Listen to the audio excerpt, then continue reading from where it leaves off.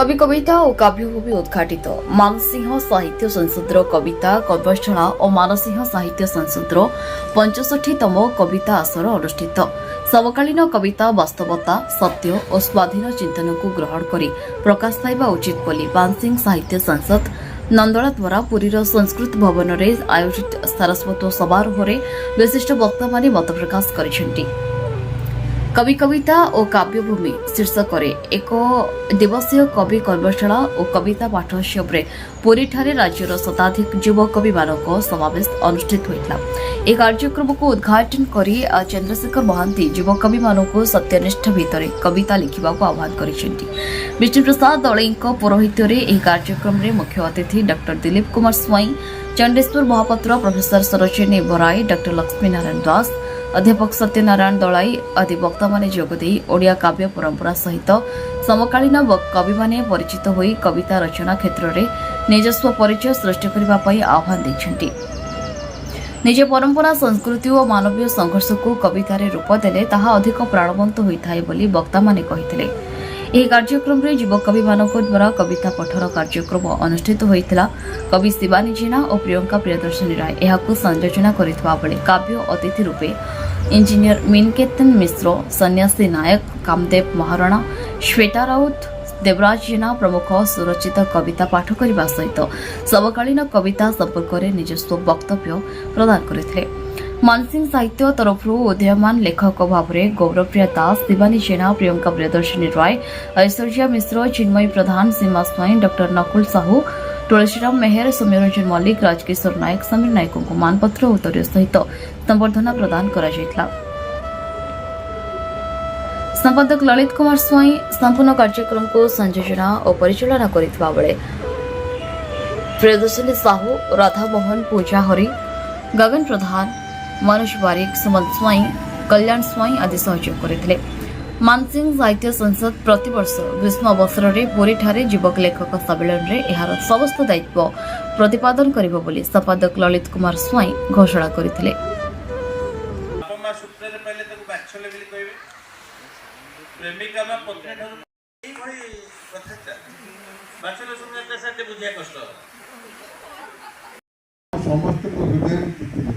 दिल्ली बाबू seat बस शुणुले कि संजय चौधरी कविता आसला दिल्ली बाबू सीट बुट फेरी हृदय भर निआ घोड़ा गोटे दुई हुई रही पाए कवि तुमको रहा मोराण पंक्ति सहित कविता आसर को शेष करवा आलोचना और संबर्धना श्रीमती प्रोफेसर सरोजिनी बराई महोदय को से संपर्कित काव्यधारा कवितार पृष्ठभूमि पर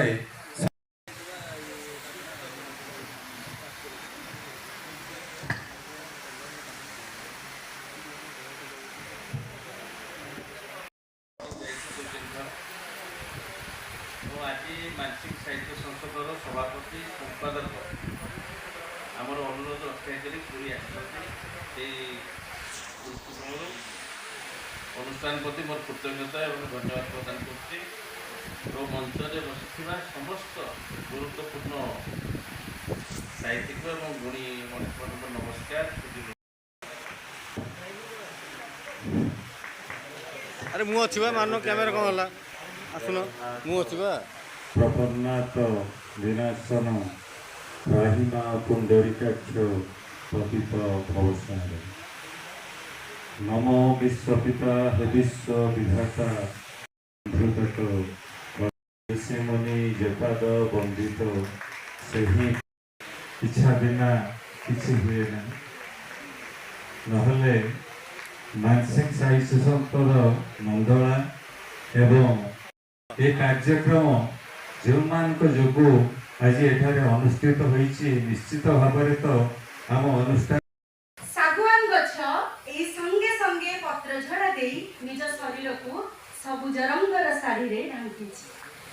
मो प्रिया सहर रे मोर पाद पड़ी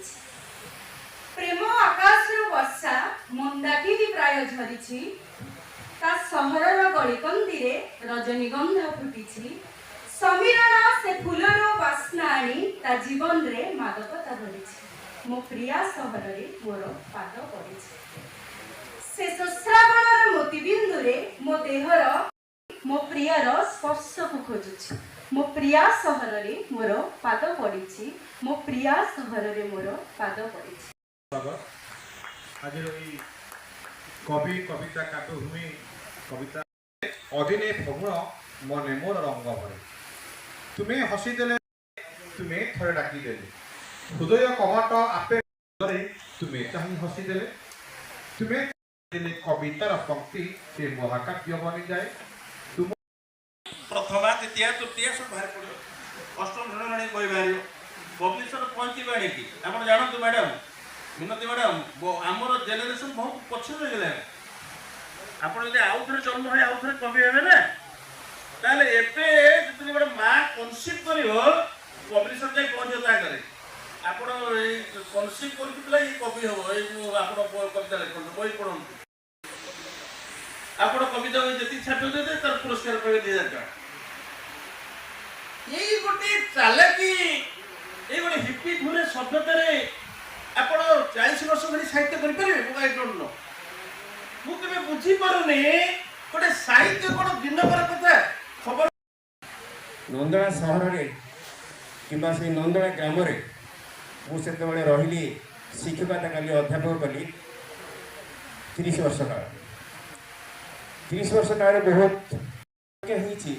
जो कवि को मु थे मो स्कूल कैरियर भाभी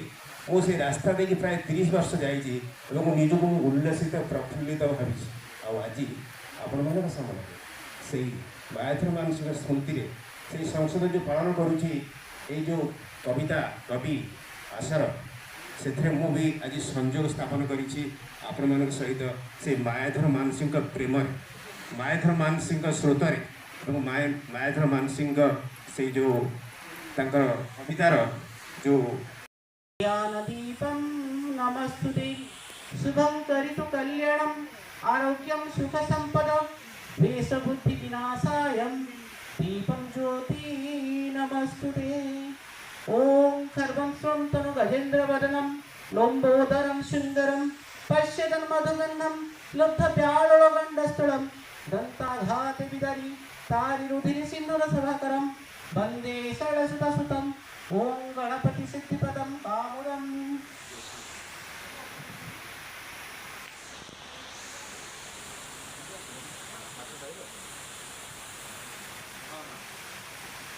वक्रतुंड महाकाय सूर्यकोटि समप्रभं निर्विघ्ने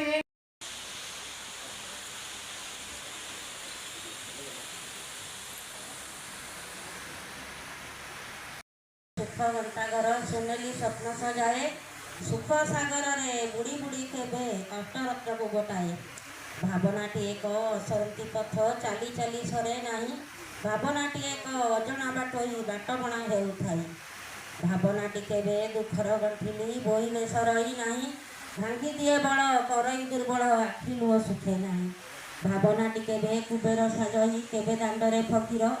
केबे राजा केबे रंग सेई होई स्थिति गति नाही तार भावनाटी केबे मलय बसंत केबे श्रावणर धारा केबे होई जाड़ भांगी दिए हाड़ केबे बैशाख खरा भावनाटी एक नदी खर सुह खर खर जाए बही भावना एमती अड़ुआ सूताटे खोजिले थिय न मिलन भावना गोटाए एमतिका विद्या शिक्षा दिया जाए नाही विद्यालय नाही गुरुकुल गुरु तार कहीं नाही भावना गोटाए एमती पदार्थ किणी बिकी न पारिब भावना को जो आयत करिब संसार से बड़ हेब नायिका खोजुची केबे खोजे सायं काळ खोजे केबे मुही प्रिया नील आखी खोजे केबे मुही प्रिया नील आखी नीलांभ चिलिका तीरे जाईर बाटको केबे खोजु थाए तरणी बाहुडा बेले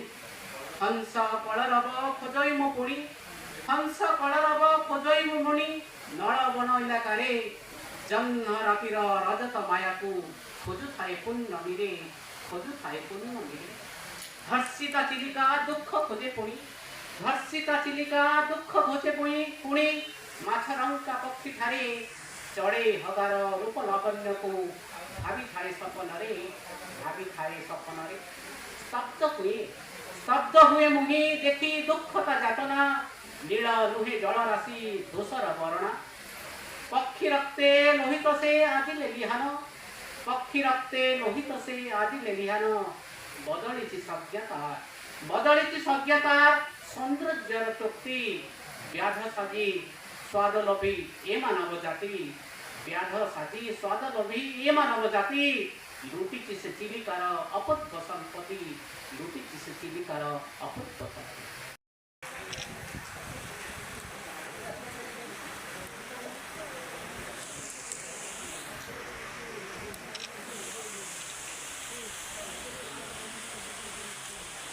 भाई पछुआ आस भाई थैंक यू निकटକୁ ଆସି ସମ୍ବର୍ଦ୍ଧନା ଗ୍ରହଣ କରିବା ପାଇଁ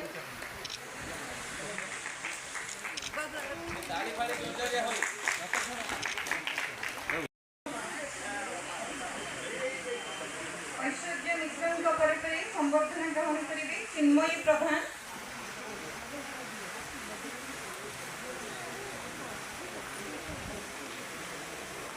ସେଠି ଲାଗିକି ଠିଆ ନାହାନ୍ତି ନହେଲେ ଉଠେଇ ପଡ଼ନ୍ତୁ।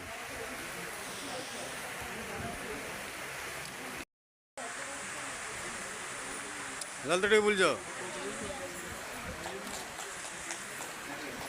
ସେଠିକି ହାତ ଲଗେଇଦିଅନ୍ତୁ। Thank you.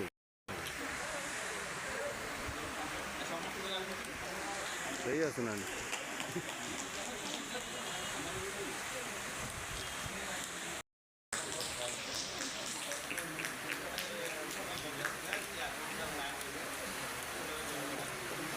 ये सामने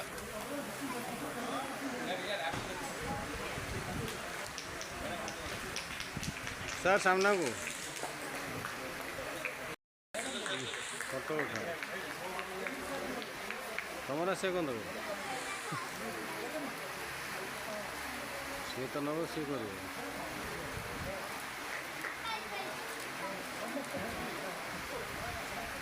ए3 नौकरी ए4 कहीं उपस्थित नाहांती आगामी सभारे ताको दियाଯିବ।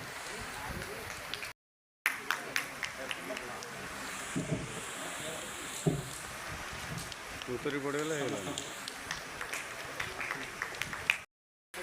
ମୁଁ ଶ୍ରୀ ବିଷ୍ଣୁ ପ୍ରସାଦ ଦଳେ ମାନସିକ ସାହିତ୍ୟ ସଂସଦ ମଣ୍ଡଳାର ତ ମାନସିକ ସାହିତ୍ୟ ସଂସଦ କେବଳ ପାରିକୁଦ ଆଉ ମାଲଦୁ ଭିତରେ ବିଭିନ୍ନ କାର୍ଯ୍ୟକ୍ରମ କରୁଥିଲା ପ୍ରଥମ ଥର ପୁରୀରେ କରିଛି ତ ୟାର ମୁଖ୍ୟ ଉଦ୍ଦେଶ୍ୟ କ'ଣ ଅଛି? ଯେ ମାନସିକ ସାହିତ୍ୟ ସଂସଦ ପ୍ରତି ମାସରେ କବିତା ଆସର କରେ ଆଉ ତାର ପ୍ରସାର ପ୍ରଚାର ଏହି ଲକ୍ଷ୍ୟ ନେଇ ଏବଂ ପବିତ୍ର ଯେଉଁ ପ୍ଲାବନ ଭୂମି ଶ୍ରୀକ୍ଷେତ୍ରରେ ଆମର ଆଗରୁ ଆମେ ଯୋଜନା କରିଥିଲୁ। ମାନସିକ ସାହିତ୍ୟ ସଂସଦ କେବଳ ତ ନନ୍ଦଳାରେ ନୁହେଁ ସବୁଠି ହେଉଛି ଆଉ ମୁଖ୍ୟତଃ ଯୁବପିଢ଼ିମାନଙ୍କୁ ଉତ୍ସାହିତ କରିବା ଉଦ୍ଦେଶ୍ୟରେ ଆଜିର କାବ୍ୟଭୂମି କାର୍ଯ୍ୟକ୍ରମ ରହିଥିଲା ଆଉ ଏଥିରେ ସବୁ ଅନେକ ଯୁବପିଢ଼ି ବି ବିଭିନ୍ନ ସ୍ଥାନରୁ ଆସିଥିଲେ ତେଣୁ ସମସ୍ତଙ୍କୁ ଆମେ ସ୍ୱାଗତ ଜଣାଉଛୁ ଏବଂ ସାଧୁବାଦ ଜଣାଉଛୁ। ପ୍ରାୟ ଶତାଧିକ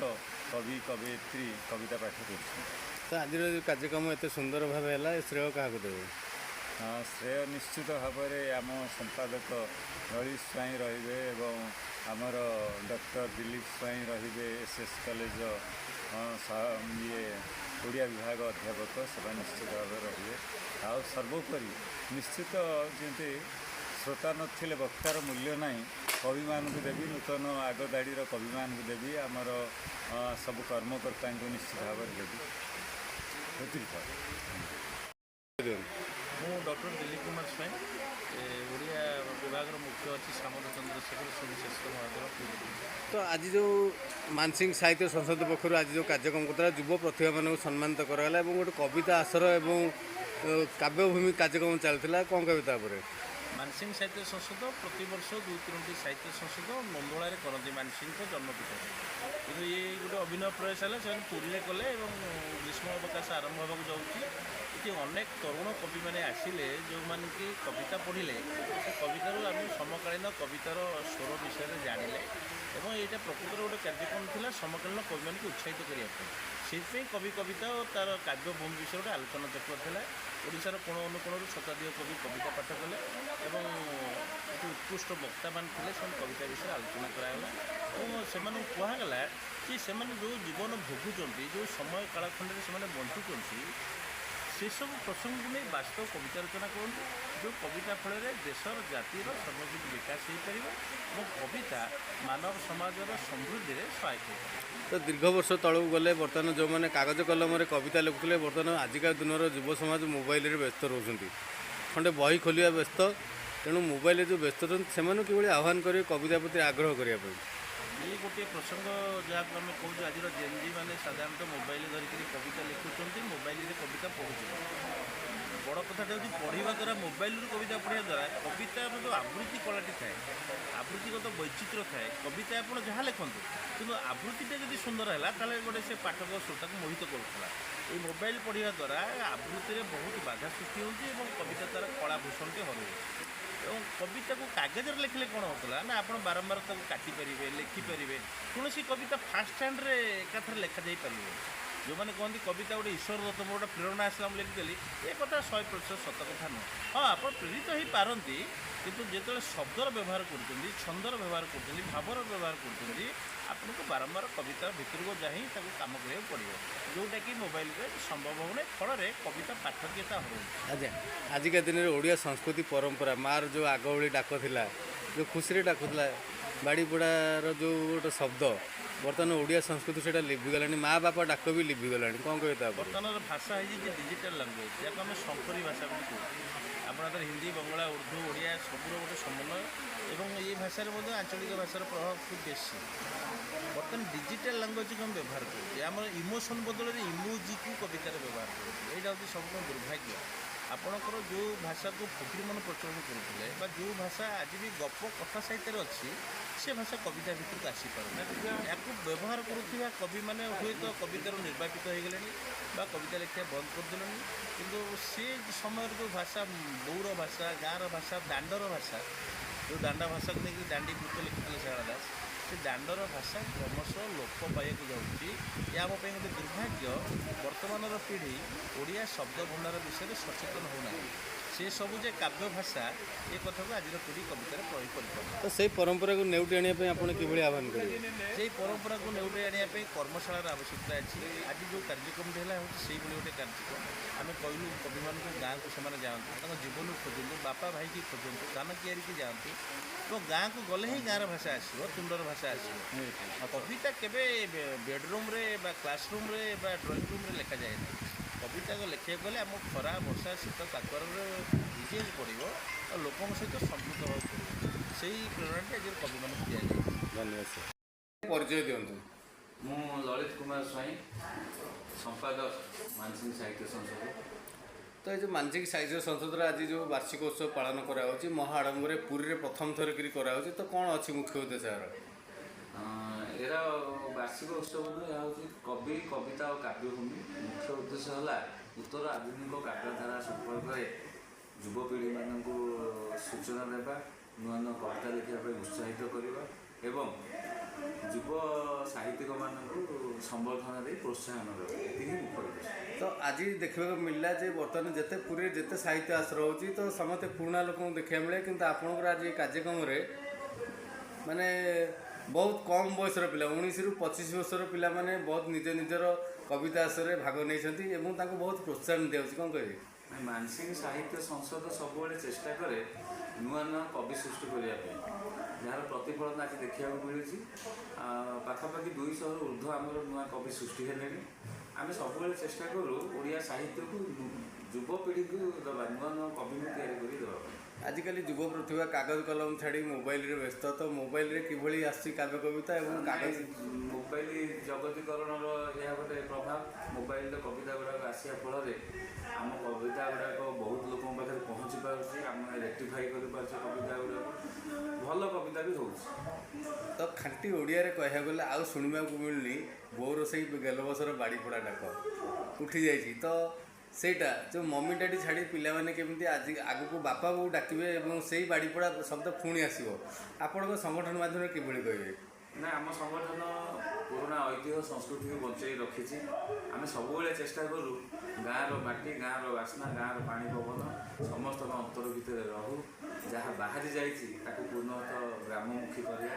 ଗାଁକୁ ଆସିବା, ଏସବୁ ଆମର ପ୍ରଚେଷ୍ଟା ଚାଲିଛି, ଚେଷ୍ଟା କରୁଛୁ। ଯେହେତୁ ଆପଣ ଚିଲିକା କୂଳରେ ଘର, ତ ଚିଲିକା କୂଳର ସେଇ କୋକଲି ମାଛ ଭଜା ଆଉ ଆଳୁ ପୋଡ଼ା ତାର ବାସ୍ନା ଅଲଗା, କିନ୍ତୁ ବର୍ତ୍ତମାନ ପିଲା ଚାଉମିନ, ପକୋଡ଼ା ଆଉ ଯେଉଁ ମାଗିରେ ବ୍ୟସ୍ତ ରହୁଛନ୍ତି। ସେୟା ମଣ୍ଡା ପିଠା ବଦଳରେ ମୋମୋ ଖାଉଛନ୍ତି, ଏଇ ଯେଉଁ ମକା ପୋଡ଼ା ବଦଳରେ ସୁଇଟ୍ କର୍ନ, ଏସବୁ ଖାଇବା ଦ୍ୱାରା କ'ଣ କରିବା, ସେଇଟା ଜଗତୀକରଣର ପ୍ରଭାବ, କିନ୍ତୁ ଗାଁର ବାସ୍ନା ସେଇଥିରେ ଅଛି। ତାକୁ ଧରିକି ଆମେ ଚାଲିବାକୁ ପଡ଼ିବ, କବିତା ସୃଷ୍ଟି କରିବା, କବି ସୃଷ୍ଟି କରିବା, ଏସବୁ ଏମିତି ଚାଲେ। ଆଗାମୀ ଯୁବପିଢ଼ି ଏବଂ ବାଳକ ବାଳିକାମାନେ କେମିତି କବିତା ପ୍ରତି ମାନେ ଆଗ୍ରହ ହେବେ ଏବଂ କେମିତି କଲମ କାଗଜରେ, ଯେମିତିକି ଆଗରୁ କଲମ ଥିଲା, ଆମେ ତ ଯେତେବେଳେ କାଳି ବ୍ୟବହାର କରୁଥିଲେ ଆପଣ ଜାଣିଥିବେ, ତ ଏଇନେ ଯେଉଁ ଡଟ୍ ପେନ୍ ଆଉ କାଗଜରେ ପିଲା କେମିତି ସେଇ ଲେଖା ଚେଷ୍ଟା କରିବେ ମୋବାଇଲ ଛାଡ଼ି, କ'ଣ କହିବେ, ଆହ୍ୱାନ କିଭଳି କରିବେ? ଆହ୍ୱାନ ତ ନିଶ୍ଚୟ ଦେବା, କିନ୍ତୁ ମୁଁ ଭାବୁଛି ସମ୍ଭବ ହେବନି, କାହିଁକିନା ଜଗତୀକରଣ ଆଉ ଏ ଯେଉଁ ଜେନ୍ ପିଢ଼ି ଆମର ଆସିଛନ୍ତି, ସେମାନେ ମୋବାଇଲ ମାଧ୍ୟମରେ କବିତା ଗୁଡ଼ାକ ଲେଖୁଛନ୍ତି, ମାନେ ମାଟିକି ଛାଡ଼ି ମୋବାଇଲରେ ସବୁ କିଛି ପାଳନ କରୁଛନ୍ତି। ତେଣୁ ସେମାନଙ୍କୁ ମୁଁ ଆହ୍ୱାନ କରିବି, ଆମେ ଉପରକୁ ଗଲେ ମଧ୍ୟ ଆମ ପାଦ ସବୁବେଳେ ମାଟିରେ ରହୁ, ମାଟିର ବାସ୍ନା ଆମ ପ୍ରତିବର୍ଷ ଆପଣଙ୍କ କାର୍ଯ୍ୟକ୍ରମ ପାରିକୁଦରେ କରାଯାଏ, ପ୍ରଥମ ଥର ପୁରୀରେ କରାଯାଇଛି, ଏତେ ସୁନ୍ଦର ଭାବେ ହେଇଛି, ଶ୍ରେୟ କାହାକୁ ଦେବେ? ଜଗନ୍ନାଥ। ଆଜ୍ଞା, ଧନ୍ୟବାଦ। ପୁରୀରୁ ରମେଶ ସାହୁଙ୍କ ରିପୋର୍ଟ, ନ୍ୟୁଜ୍ ଉପାନ୍ତ ଖବର।